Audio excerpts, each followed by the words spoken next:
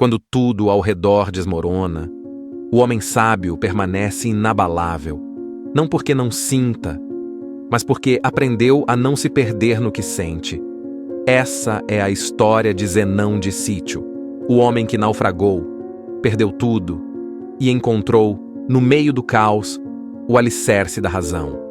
Um comerciante fenício, viajando em busca de riquezas, mas o destino, que às vezes ensina pela destruição, o fez conhecer o fracasso antes da sabedoria. Dizem que seu navio afundou perto de Atenas. Os cofres, o ouro e os bens se perderam no fundo do mar. Zenão chegou à cidade sem nada, apenas com a roupa do corpo e um olhar em busca de sentido. Enquanto caminhava pelas ruas, observou as estátuas, os templos, o ritmo dos mercados e viu que por trás do brilho da cidade havia também inquietude, medo, vaidade.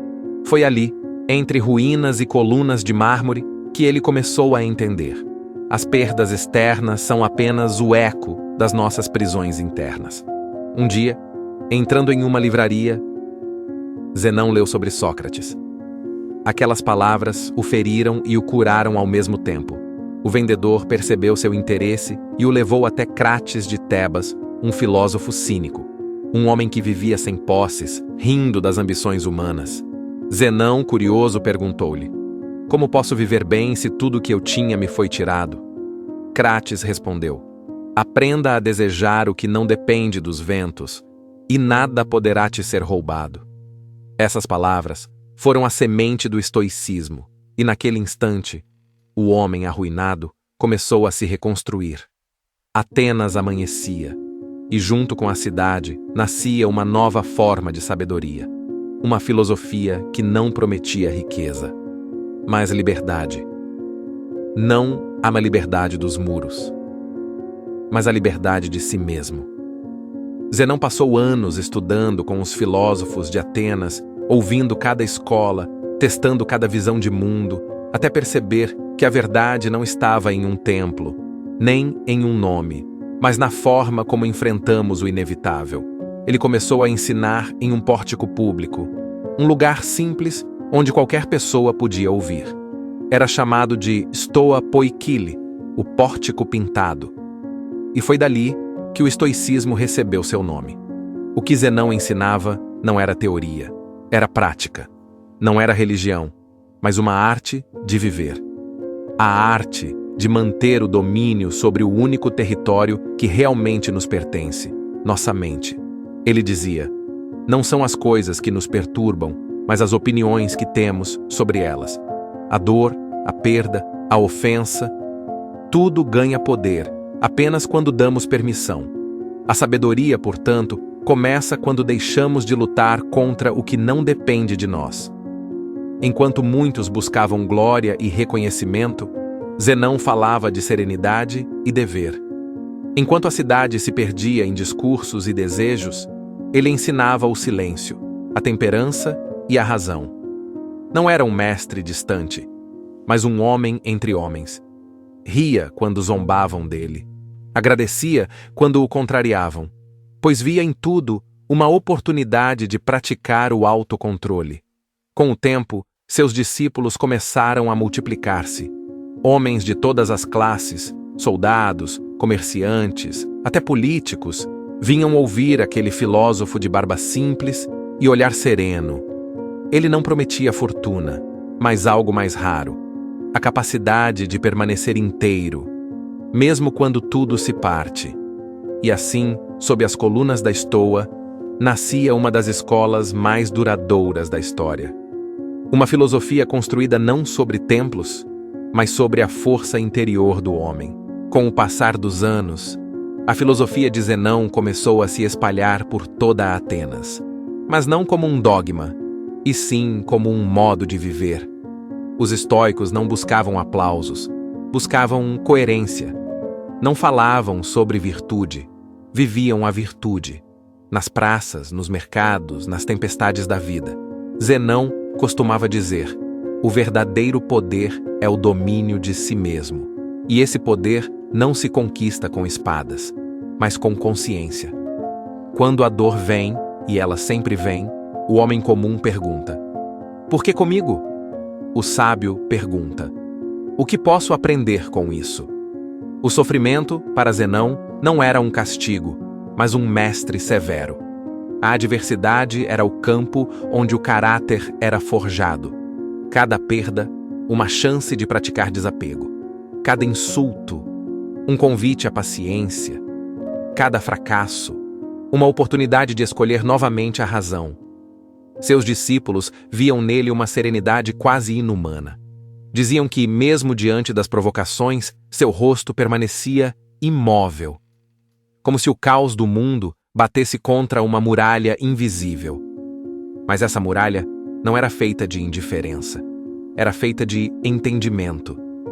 Zenão compreendia que nada externo poderia realmente feri-lo, porque nada externo definia quem ele era.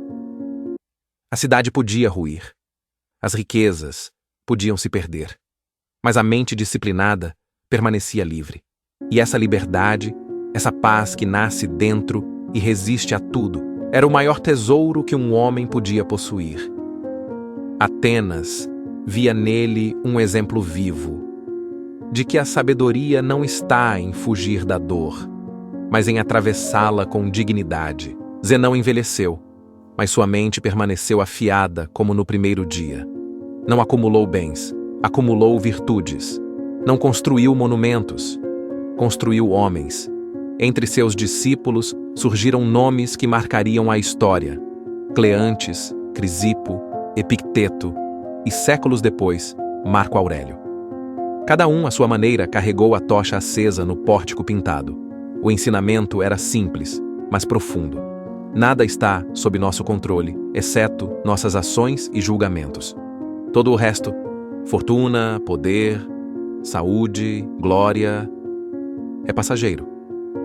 Por isso o estoico não busca escapar da vida, busca compreendê-la, aceitar o que o destino traz e agir com excelência dentro do que lhe é dado. Cleantes dizia: o homem deve seguir a razão como o cão segue o dono. Epicteto, que nasceu escravo, ensinava que a liberdade começa na mente. E Marco Aurélio, imperador do mundo, escreveu: tudo o que ouvimos é opinião, não fato. Tudo o que vemos é perspectiva, não verdade. Essa é a força do estoicismo, uma filosofia que não pertence ao tempo, mas à natureza humana. Ela não promete o fim da dor, mas oferece algo maior, a capacidade de suportá-la com serenidade. Os séculos passaram, impérios ruíram, mas a voz de Zenão ainda ecoa em cada homem que escolhe agir com razão, em vez de reagir com impulso. O estoicismo não pede fé, pede coragem. Coragem para encarar a realidade como ela é, e ainda assim, escolher ser virtuoso. Se você chegou até aqui, não deixe de dar like e compartilhar o vídeo com seus amigos. E assim, a história de Zenão chega ao fim. Mas não como um capítulo encerrado, e sim como uma luz que continua a iluminar. Ele nos lembra que a vida não é sobre o que possuímos, nem sobre a fama que deixamos, mas sobre o que conseguimos controlar dentro de nós. A mente disciplinada, o coração sereno, o espírito inabalável, essas são as riquezas verdadeiras. Cada desafio que enfrentamos, cada perda, cada fracasso, são oportunidades de escolher a razão sobre a emoção, a virtude sobre o desejo, a liberdade sobre a prisão do medo. Zenão ensinou que o mundo externo jamais nos define, que o único domínio real é sobre nossos pensamentos, atitudes e julgamentos. E mesmo quando cidades caem e impérios se perdem, essa sabedoria permanece. Que possamos, ao ouvir estas palavras, parar por um instante, respirar e lembrar: nada é nosso, exceto o poder sobre nossos pensamentos. E ao escolher viver assim, mesmo no caos, mesmo na incerteza, mesmo diante da morte, seremos verdadeiramente livres.